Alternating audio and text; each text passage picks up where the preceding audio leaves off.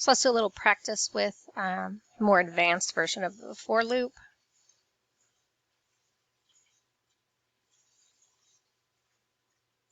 I'm going to get myself to a blank Python project.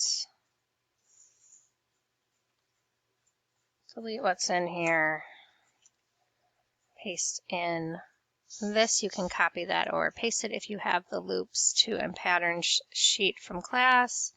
I'm going to rename this advanced for loops. So if I play this code right now, let's talk what it's doing.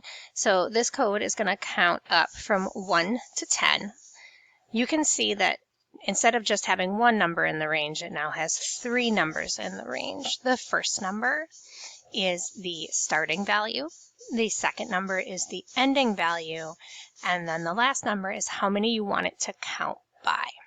So in the first time through this loop, it starts at the number 1. And it prints the number 1. So I starts at 1. Then it's going to add 1 because I told it to add 1.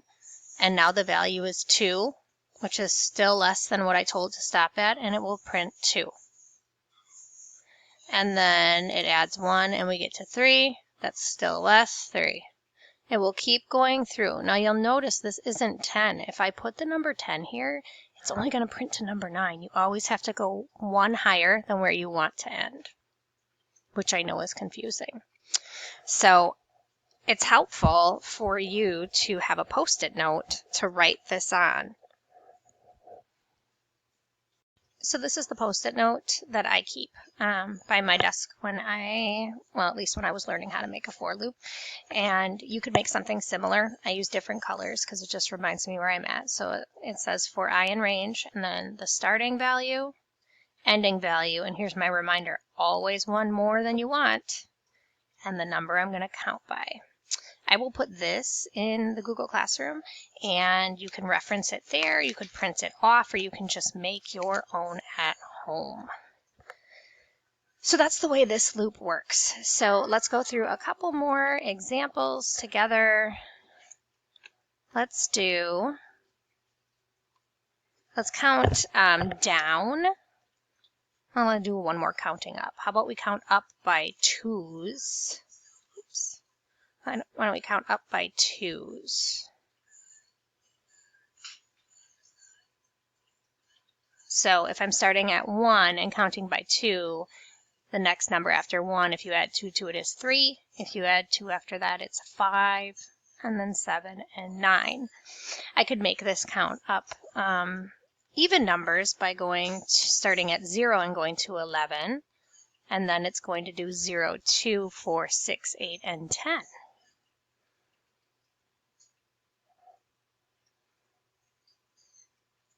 Let's count up by 3s, but get to 12. So we'll start at 0. If I want to get to 12, I've got to go at least one more number further.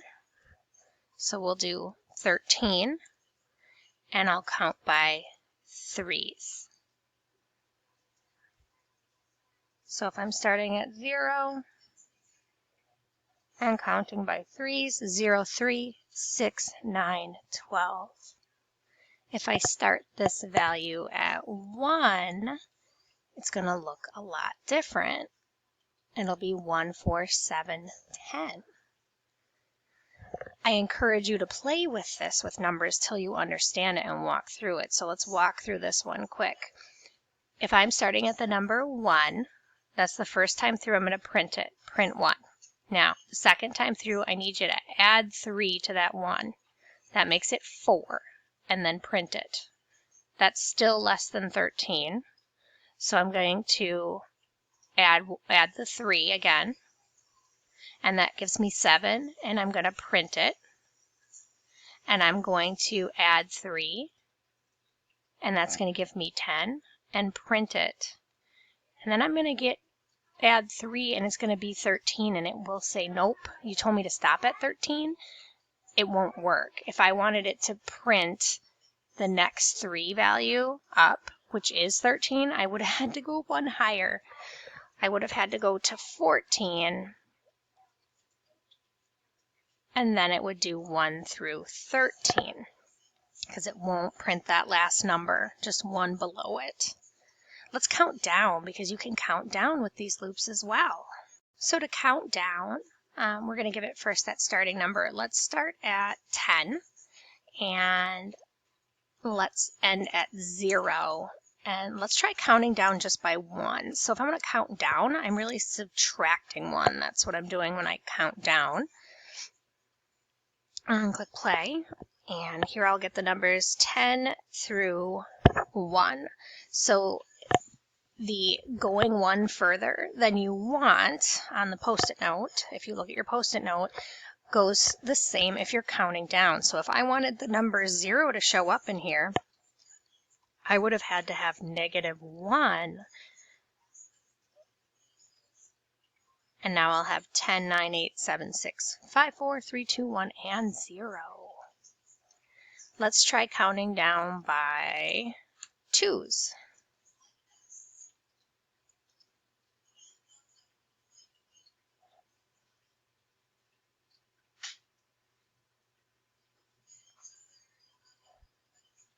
And let's change this starting value to 50.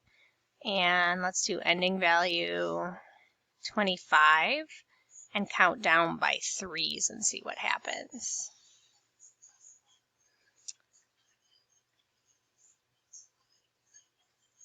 You can see the numbers that print out here. It's going to start at that 50. It will not print the number 25, so it stops at 26.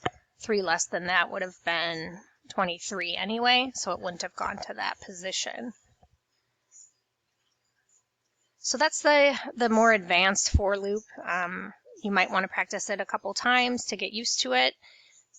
In Tynker, in the projects that we're going to be doing, especially in the beginning, it's easy to see how many times you need to do something because you're going to be moving your character around.